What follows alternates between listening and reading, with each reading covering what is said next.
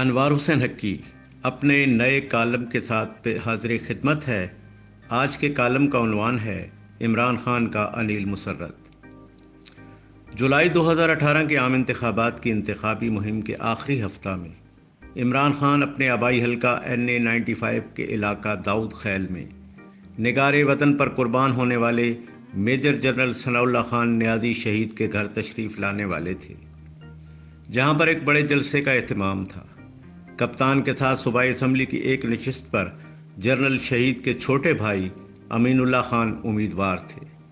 Stage پر مہمان خصوصی کی آمد سے قبل برطانیہ سے آئے ہوئے عمران خان کے دوستوں کی آمد کا اعلان ہوا تو حاضرین کیا دیکھتے ہیں کہ صاحبزادہ جہانگیر چیکو اور انیل مسرت اپنے ساتھیوں کے ہمراہ پہنچ گئے۔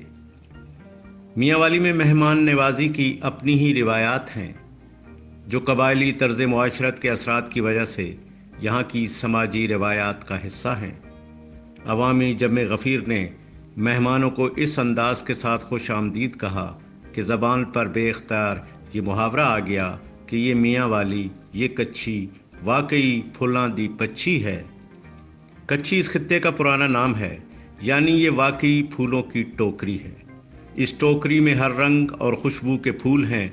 اس سرزمین کا ایک اور خوشبودار پھول عطاء اللہ خان عیسیٰ خیلوی بھی اس جلسے میں موجود تھا۔ اس عظیم الشان اجتماع کو دیکھ کر انیل مسرت اور ان کے ساتھی صاحبزادہ جہانگیر چیکو کی آنکھیں خوشی سے مسرور دکھائی دے رہی تھیں۔ انہیں بتایا گیا کہ یہ وہ تمام جمع ہیں جو عمران خان کی جدوجہد کے وہ ساتھی ہیں جو اپنے بڑوں اور روایتی سماج کی مدد کے بغیر تنہا دم اس کے سیاسی سفر پر روانہ ہوئے تھے، جس کی کامیابی کے امکانات کو ناممکنات کے حصار سے نکالنا انتہائی مشکل ہی نہیں، ناممکن ضرور نظر آتا تھا۔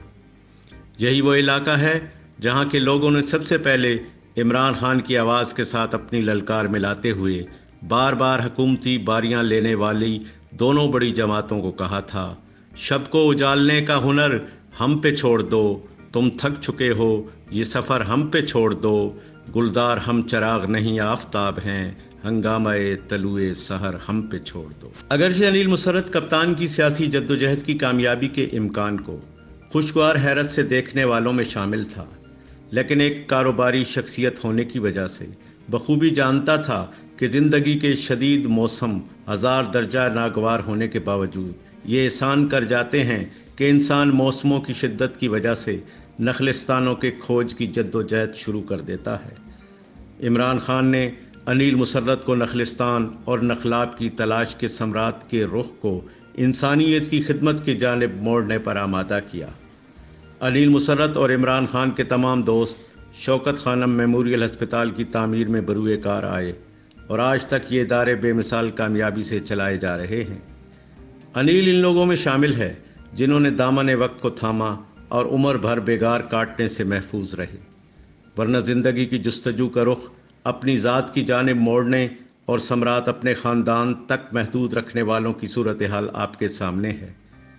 حکومتوں کی تین باریاں لینے والے آج اپنے ملک میں اپنے ہی علاج کی سہولتوں سے مطمئن نہیں۔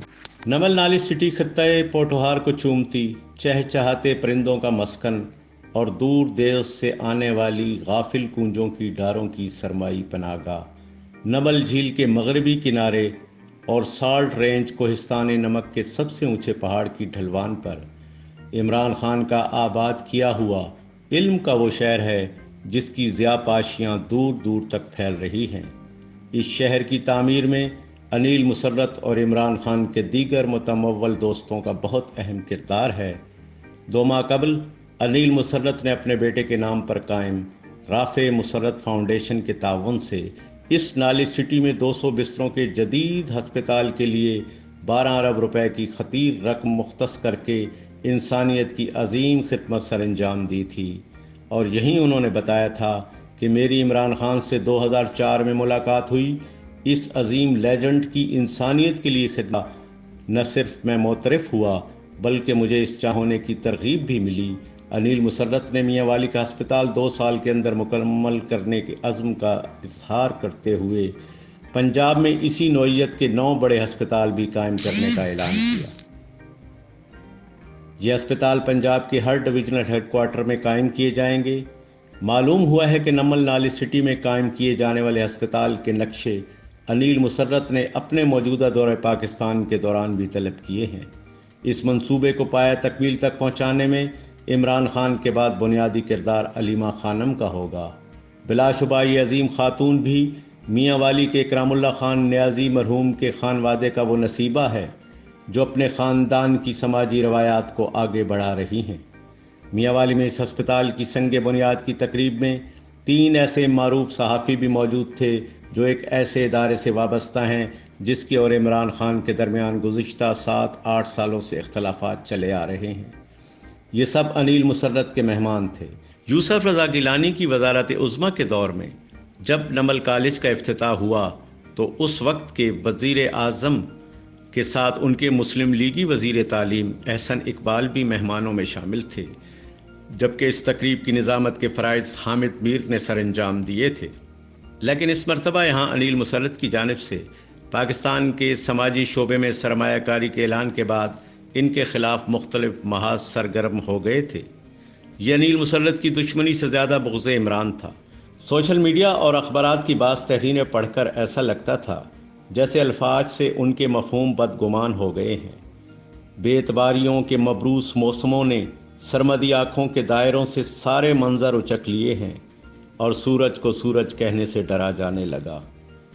اس میں کمال اس ادبی اور صحافتی مافیا کا بھی تھا جسے گزشتہ 2 عشروں کی حکومتوں کی جانب سے بے حساب نوازا جاتا رہا اور موجودہ وزیر اعظم عمران خان کی نااہل ٹیم کی وجہ سے ان میں سے اکثریت اب بھی اپنی جگہ موجود ہے اور تبدیلی کے آثار دور دور تک نظر نہیں آ رہے ہیں۔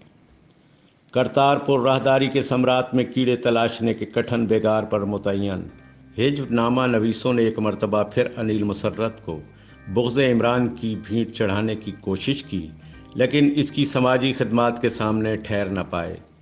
دلچسپ بات یہ ہے، یہ تمام پراپیگنڈا انسانیت کی خدمت کے ان کے جذبے کے لیے مہمیز کا کام دیتا ہے۔ ہمارے ہاں ایک ایسا طبقہ بھی ہے جس پر عمران خان کے دوستوں کو دیکھتے ہی اس انداز سے کپ کپی طاری ہو جاتی ہے جیسے ان کا ہاتھ برقی تاروں پر پڑ گیا ہو۔ مزے کی بات یہ ہے کہ اس اشرافیہ کو زرداری اور شریف خاندان کے ذاتی دوستوں سے کبھی کوئی شکوہ پیدا نہیں ہوا، چاہے وہ انڈین صنعت کار ہوں یا قطری شہزادے۔ ان کے قلم خاموش اور زبانیں گنگ ہی رہتی ہیں۔